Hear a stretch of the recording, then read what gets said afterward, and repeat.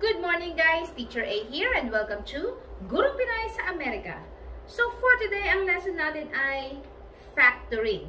So ito yung opposite ng special product formulas na inaral natin the other day.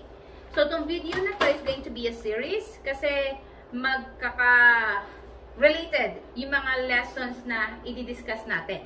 Yung iba't ibang factoring formulas, okay? Factoring methods. So let's start with the very first one, which is what we call common monomial factor. So paano ba yung common monomial factor? So kapag sinabing common monomial factor, fina-factor out natin yung given na polynomial by getting yung kanyang greatest common factor. Okay, so ito yung opposite ng pagmumultiply ng monomial by a polynomial. So, simulan natin sa ating example number 1. So, ang given natin is 24m minus 8. So, yung first step, kunin natin yung greatest common factor ng numerical coefficients or ng mga numbers. So, 24 and 8. So, instead na kukunin natin yung mga prime factors niya, which is napaka step by step pa, ang shortcut is mag-isip na lang tayo ng number na pwedeng i-divide both by 24 and 8. Saan ba pwedeng i-divide? Yung pinakamalaking number na pwedeng i-divide kay 24 and 8. Correct? So that is 8. So therefore, ang greatest common factor ng 24 and 8 is 8. So anong gagawin doon? So si 8, ilalabas natin siya. Okay? So, after kunin yung greatest common factors sa numerical coefficients or sa numbers, next step is kunin naman yung greatest common factors sa variables, which means sa letter. I-check muna natin, meron bang common na letter sa ating dalawang terms? Ito may M, ito wala. So, hindi pareho. So, that means wala tayong common factor sa variable. So, ang ating common monomial factor is just 8. So, anong gagawin pag nakuha na to? You will be dividing yung given by 8. So, 24 divided by 8 ay 3. And then, copy yung variable na m. And then, doon na tayo sa second term. Negative 8 divided by 8 is negative 1. So, therefore, ang answer natin sa number 1 is 8, parenthesis, which means times 3m minus 1. So, kapag minultiply natin to using distributive property, ito yung magiging sagot. So, 8 times 3m is 24m. 8 times negative 1 is negative 8. Okay? Next, example number 2. Number 2, 30ab plus 40bc. Again, first step, kunin natin yung greatest common factor sa ating mga numbers or numerical coefficients. Saan pwedeng i-divide yung pinakamalaking number? Si 30 at saka si 40. Okay, so that's 10. So, sulat natin si 10. So, after makuha yun sa number, sa letter naman, sa mga variables, ano ang common na variable or common na letter sa dalawang terms natin? Dito, meron tayong AB. Dito, BC.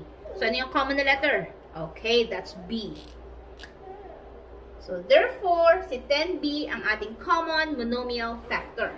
And then, what's next? After makuha yun, i-divide yung given by the CMF natin. So, 30 divided by 10 is 3. Si AB divide by B, so inalis na si B, matitira na lang si A. And then, positive 40 divided by 10 is positive 4.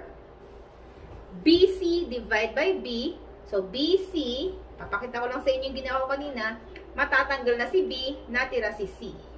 Yan. So, therefore, ang ating answer ay 10B, parenthesis, or times 3A plus 4C. Okay? Example number 3.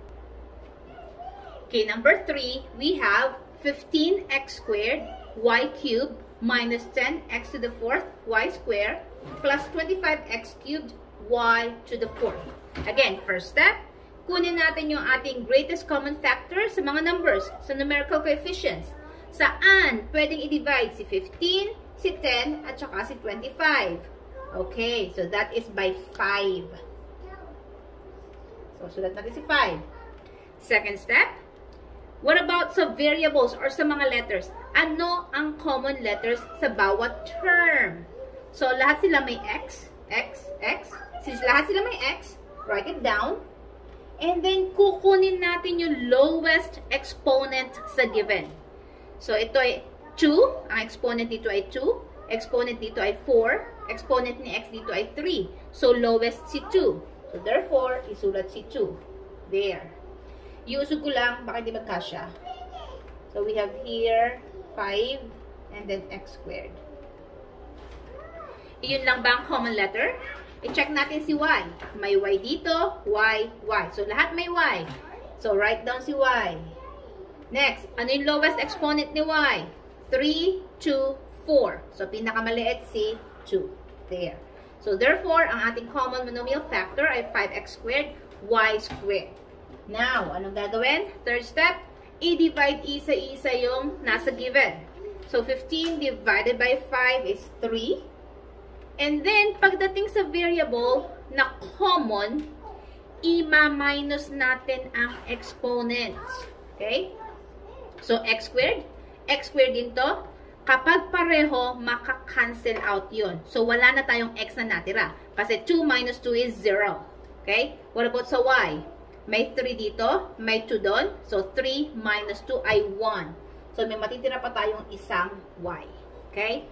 Next, negative 10 divided by 5 is negative 2. First letter, x. So, 4 minus 2 ay 2. So, may natira pa tayong dalawang 2. What about si y? 2 minus 2 ay 0. So, na-cancel out na siya. Next, positive 25 divided by 5 is positive 5. And then, first letter ay x. Subtract ang exponent. 3 minus 2 ay 1. So, hindi na siya sinusulat. Next, si y. 4 minus 2 ay 2. Yan. So, therefore, ang factor ng given ay, ang haba. We have 5x squared, y squared, times 3y minus 2x squared, plus 5xy squared. Okay? So, mag-move on na tayo sa ating last example, number 4. Okay, number 4, we have 5 parentheses or times 2b plus d minus 3x parentheses or times 2b plus d. So, kung mapapansin nyo, meron tayong dalawa here, meron tayong dalawa dito na meron sila pareho na 2b plus d. Okay? Pareho silang merong 2b plus d. So, therefore, iyon yung ating common factor. So, we have 2b plus d. Okay? And then, pagsasamahin lang natin yung natira sa magkabila. So, dito, when you divide 5, parenthesis 2b plus d, maka-cancel out ito, matitira si 5. Same thing sa kabila. Kapag dinivide si negative 3x, 2b plus d, sa ating 2b plus d, maka-cancel out yon, natira si minus 3x. So, therefore, ang sagot natin sa number 4 ay 2b plus d parentheses or times 5 minus 3x. Okay? So, kung natuto kayo sa ating video ngayon, kindly give me a like and please mag-subscribe kayo sa ating YouTube channel kung hindi pa kayo member ng ating community. Okay? So, please, paki-check ang ating channel dun sa karugtong nitong factoring methods na pinag-aaralan natin ngayon. Okay? That's it for today. See you in my next video. Paalam!